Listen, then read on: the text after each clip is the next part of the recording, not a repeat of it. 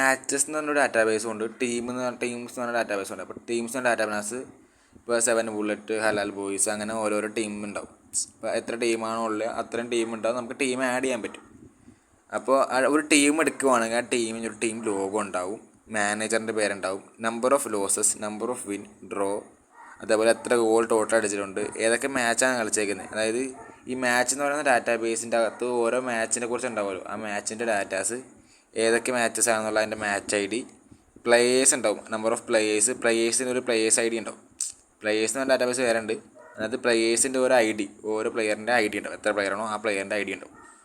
ഇത്രയാണ് ഡാറ്റാബേസിൽ മെയിനായിട്ട് നമുക്ക് വേണ്ട സാധനങ്ങൾ. ഇതിൽ വേറെ എന്തെങ്കിലും കാര്യമാണെങ്കിൽ ആഡ് ചെയ്യാം. പിന്നെ ഉള്ളതെന്ന് വെച്ചിട്ടുണ്ടെങ്കിൽ ഇപ്പോൾ ഒരു മാച്ച് നടക്കുക. അപ്പോൾ മാച്ച് നടന്നു കഴിയുമ്പോൾ നമ്മൾ എന്ത് ചെയ്യും, മാച്ച് അപ്ഡേറ്റ് ചെയ്യും. അപ്പോൾ നമ്മൾ സ്കോർ കൊടുക്കും. ടീം 1 സെലക്ട് ചെയ്തു, ടീം 2 സെലക്ട് ചെയ്തു, നമ്മൾ സ്കോർ കൊടുത്തു. 2-3 എന്നൊക്കെ പറഞ്ഞാൽ നമ്മൾ ടീമിന് സ്കോർ കൊടുത്തു. അപ്പോൾ ഈ സ്കോർ കൊടുത്തു കഴിയുമ്പോഴേക്കും ബാക്കിൽ എന്ത് ചെയ്യുമെന്ന് വെച്ചിട്ടുണ്ടെങ്കിൽ ടീം 1-ൻ്റെ ആണോ 2-ൻ്റെ ആണോ സ്കോർ കൂടുതൽ, അല്ലെങ്കിൽ ആദ്യം ഈക്വൽ ആണോ ചെക്ക് ചെയ്യും. ഈക്വൽ ആണെങ്കിൽ നമ്മൾ എന്ത് ചെയ്യും, രണ്ട് ടീമിൻ്റെയും ഡ്രോ എന്ന് പറയുന്ന സാധനം നമ്മൾ എന്ത് ചെയ്യും, 1 വെച്ച് ഇൻക്രിമെൻറ്റ് ചെയ്യും. ഇപ്പോൾ മുമ്പ് ഡ്രോ വന്നേക്കുന്ന കളികൾ 2 ഉണ്ടെങ്കിൽ അത് 3 ആക്കും. മറ്റേ ടീമിന് ഏതാണോ അത് ഒരെണ്ണം കൂടി ഇൻക്രിമെൻറ്റ് ചെയ്യും.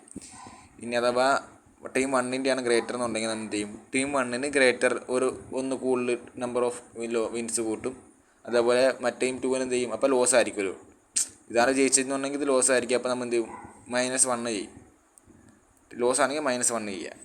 ടോട്ടൽ ഗോൾസ്, അതായത് ഇപ്പോൾ ഇവരടിച്ചിട്ട് ഗോൾസ് വരുമ്പോഴേക്കും എല്ലാ ടോട്ടൽ ഗോൾസിൻ്റെ കൂടെ നമ്മൾ ഏത് ഗോളാണോ ആ 2 ആണെങ്കിൽ 2 കൂട്ടുന്നു, 3 ആണെങ്കിൽ 3 കൂട്ടുന്നു. ഇതാണ് നമ്മൾ മറ്റേ മാച്ച് ചെയ്യുമ്പോൾ എങ്ങനെയാണ് ടീം എന്ന് പറയുന്ന സാധനത്തിനകത്ത് അപ്ഡേറ്റ് ചെയ്യുന്നത്. ഈ ലോസസ് വെച്ചിട്ട് ടോട്ടൽ ഗോൾസൊക്കെ വെച്ചിട്ടായിരിക്കും റാങ്കിങ് ടേബിളിനകത്ത് നമ്മൾ സംഭവം വരുത്തിക്കുന്നത്. ആർക്കാണോ കൂടുതൽ അത് വെച്ചിട്ട് നമ്മൾ എടുക്കും.